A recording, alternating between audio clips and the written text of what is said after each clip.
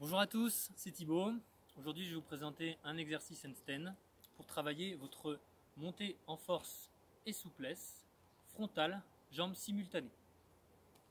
Alors, qu'est-ce que c'est? On va montrer, ça parlera plus que des mots. On pose ses mains devant ses pieds et doucement, on vient placer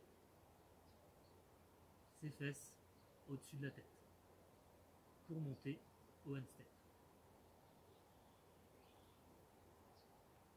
Ça marche, jambes simultanées serrées, tendues ou pliées. Et ça marche, jambes simultanées écartées. Ce sera plus facile car le poids passe sur le côté.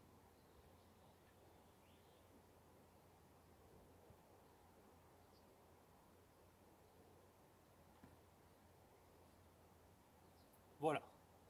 Donc pour s'entraîner à faire ça, il faut entraîner la force et la souplesse. Ce qu'on n'a pas en souplesse, on devra le compenser en force et vice versa. Pour la souplesse, des exercices classiques qu'on voit en yoga ou dans les assouplissements de plein d'activités. La fermeture, jambes écartées, où le but est de venir écraser tout le corps au sol, à travailler donc. Et la fermeture, jambes serrées ou pinces en yoga, pareil, on essaye d'aller descendre, écraser tout le corps sur les cuisses. On peut travailler ces deux exercices en étant debout, travailler en allant poser ses mains, jambes écartées ou jambes serrées, possiblement contre un mur, pour essayer d'aller ramener vraiment sa poitrine vers ses cuisses et vers le mur. Un moyen de complexifier cette souplesse serait de surélever les pieds sur des petites cales et de venir poser ses mains encore plus bas. Un moyen de simplifier serait de mettre les mains sur les cales pour progressivement s'habituer à s'assouplir sans trop fragiliser le dos. Ça marche aussi sur les exercices de pince et d'angle écart qu'on a vu au sol. Vous pouvez regarder des tutos de yoga, je parle de l'utilité des cales pour simplifier ou complexifier un étirement. Pour ce qui concerne le renforcement, la force, plusieurs petits exercices qu'on appelle chapeau chinois. Mettre les mains proches de ses pieds, si possible j'ai entendu, si on ne peut pas on les plie, comme ça on peut faire l'exercice. Et on va essayer d'avancer. Main droite, pied droit, main gauche, pied gauche, en même temps. Toujours en essayant de cacher ses oreilles avec les épaules. On peut le faire en reculant. Et une fois qu'on a travaillé ça, on peut faire un aller-retour sur une distance de 3 mètres. On va faire main et pied simultanés. Les deux mains avancent, puis les deux pieds. Deux mains poussées sur les pointes. Et quand on est en bout de pointe, on rapproche les pieds des mains.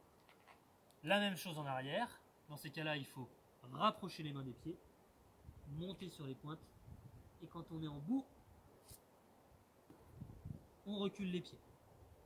Ça demande donc de venir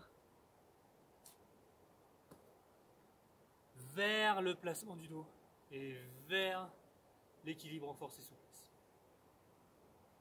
Ça, c'est pour la préparation de la force. Si on veut travailler de manière plus spécifique la montée, on commencera par la travailler en descendant, en ralentissant. Dans ces cas-là, je vous conseille de vous mettre contre un mur, dos au mur. On se place, les mains à une distance raisonnable, 50, 30 cm, tout dépend. Et on vient caler les fesses et descendre doucement, doucement, doucement les pieds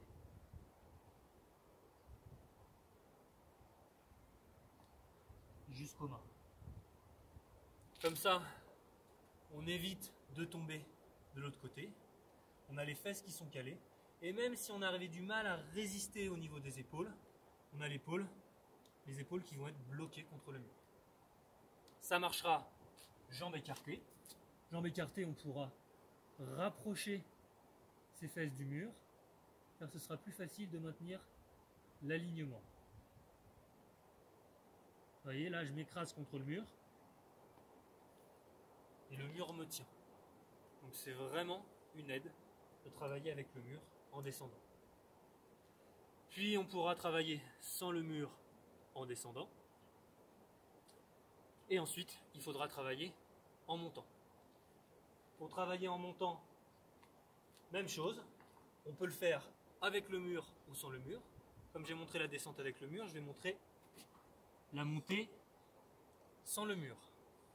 Pour la montée, deux possibilités. Soit je simplifie la force, donc je complexifie un petit peu la souplesse, et pour ça, je surélève mes pieds, et ça va me permettre de placer plus facilement mes fesses au-dessus de la tête. Là, je suis placé, fesses au-dessus de la tête, c'est ça qu'il faut chercher à avoir. Et ensuite, on peut monter. Toujours quand on fait les exercices, pensez à travailler aussi à la descente. Donc, c'est une possibilité de simplifier la force. L'autre possibilité, c'est simplifier la souplesse et donc complexifier la force. Dans ces cas-là, on surélève les mains. Donc, on a moins de souplesse à avoir. Par contre, il faudra pousser davantage sur les mains.